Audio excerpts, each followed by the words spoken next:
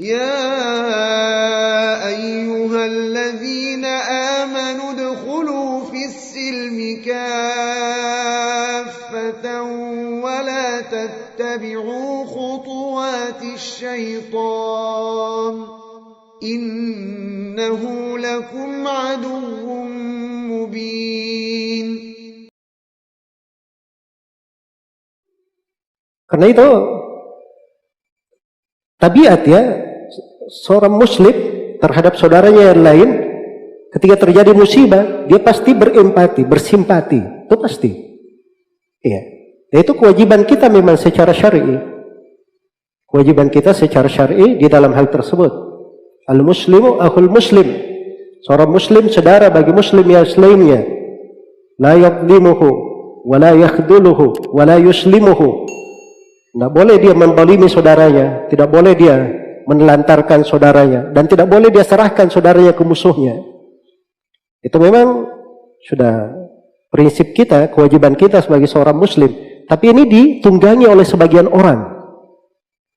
Tunggangi untuk sebagian orang, sehingga dia bisa menarik sebagian anak-anak muda masuk ke dalam ranah-ranah pemikiran radikalisme dengan judul solidaritas untuk kaum muslimin di Palestina, nanti solidaritas untuk seluruh kaum muslimin yang tertindas, nanti seruan jihad dan sebagainya.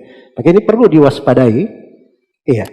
Karena itulah dari pelajaran yang pokok yang kita petik di kejadian-kejadian yang seperti ini, yang pertama kita mengambil kehati-hatian. Itu prinsip Al-Quran, kaidah Al-Quran. Allah berfirman, ya ayyuhalladzina amanu khudhu hidrakum.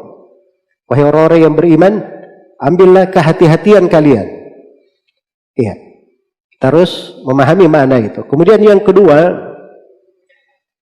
dari pelajaran yang penting kita perhatikan di sini adalah pentingnya kaum muslimin itu dijaga kesatuan hatinya, kebersamaan mereka di atas Al-Quran dan Sunnah, dan kebersamaan mereka di bawah kepemimpinan seorang pemimpin muslim. Iya. Ya, kalau dia berpegang di Al-Quran dan Sunnah, ini penyelamatnya dari segala syubhat, segala hal yang membahayakan di pemikiran. Dan kalau dia selalu bersama pemerintahnya, Indonesia ini dipimpin oleh kepala negara, itu artinya kita berjamaah di dalam sebuah kebersamaan.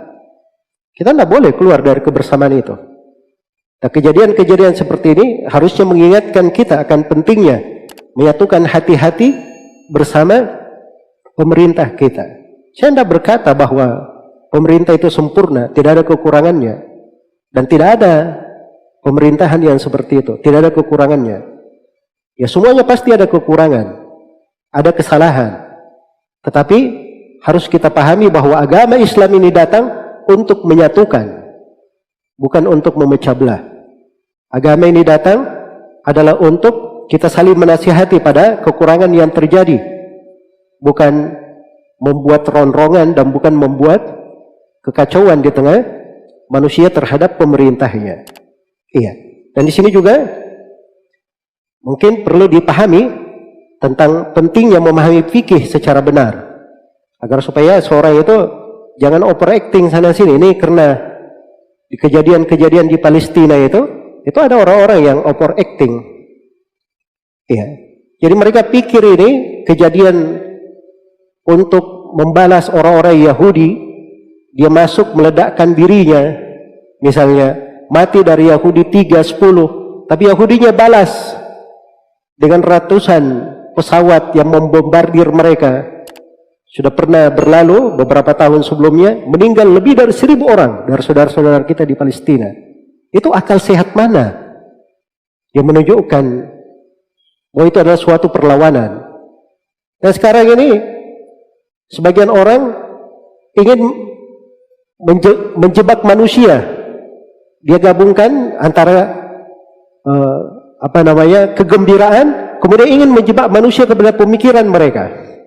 Tentunya kita bergembira, alhamdulillah, segala puji hanya untuk Allah.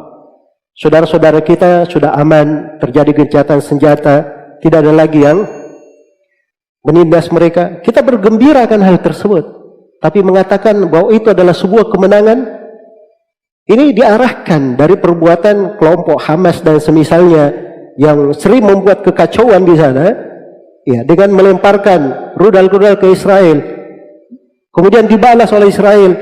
Ingat, yang meninggal dari saudara-saudara kita itu lebih 200 orang. Kemenangan apa di belakang meninggalnya 200 orang dari saudara-saudara kita? Ini kadang sebagian orang menganggap enteng darah seorang muslim, disebabkan karena perbuatan-perbuatannya.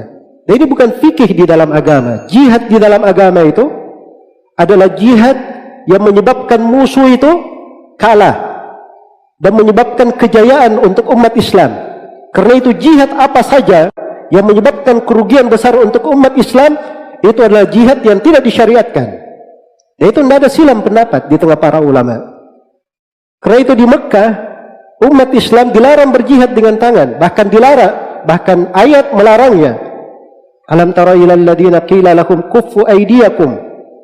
Tidakkah engkau melihat kepada orang yang dulu di Mekah dikatakan kepada mereka, tahan tangan-tangan kalian. Dilarang berjihad dulu di Mekah. Iya. Karena itu di pembahasan ilmu Quran itu dimaklumi ya, ayat-ayat Makkiyah itu kalau membahas tentang jihad itu bukan jihad dengan tangan, sebab waktu itu belum ada jihad dengan tangan. Itu salah satu di antara kaidah dalam menafsirkan Al-Quran. Jadi ini perlu dipahami bahwa jihad itu disyaratkan harus ada kemampuan. Iya. Lebih daripada itu, sudah disyariatkan jihad di Madinah. Nabi dan para sahabat berangkat ke Mekah untuk haji. Dihadang oleh kaum musyrikin di Hudaybiyah. Tidak boleh masuk. Jumlah Nabi dan para sahabat itu lebih dari 1.300 orang. Bersamaan dengan itu, tidak ada waktu itu teriakan, kenapa kita tidak perangi saja? Bukankah kalau kita mati syahid? Itu tidak masuk akal. Subhanallah. Itu bukan hal yang sesuai dengan hikmah. Karena kaum musyrikin waktu itu jumlahnya belasan ribu. Jumlahnya belasan ribu. Karena itu perintah Allah kepada nabinya agar melakukan perdamaian. Agar melakukan perdamaian dengan kaum musyrikin. Ya. Sama dengan di akhir zaman. Akhir zaman nanti Nabi Isa alaihi salam itu akan turun di Dimashq, dekat Baitul Maqdis.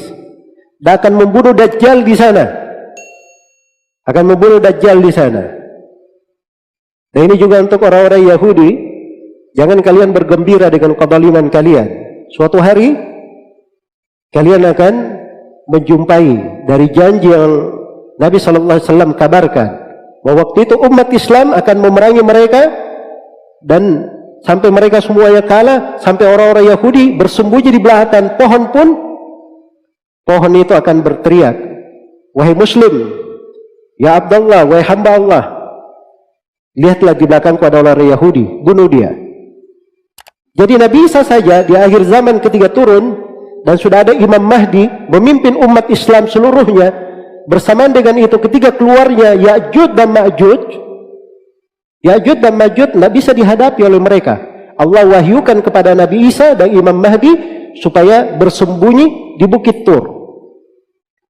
Disuruh bersembunyi, tidak ada kekuatan. Jangan bilang, oh bukankah kita harus perangi, itu jihad. Ini orang tidak mengerti fikih tentang makna jihad itu apa. Jihad itu disyaratkan di dalamnya adanya kekuatan, disyaratkan di dalamnya ada kepemimpinan dari kepala negara, disyaratkan di dalam jihad itu untuk meninggikan kalimat Allah, kemenangan untuk umat Islam dan kejayaan umat Islam.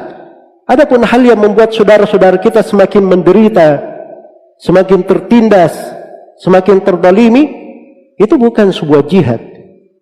Ini hal yang hendaknya dipahamkan kepada sebagian umat Islam yang tersesat jalannya ini, yang selalu saja membuat masalah-masalah sehingga menjadikan sebagian dari saudara-saudara kita korban di dalam hal tersebut. Iya.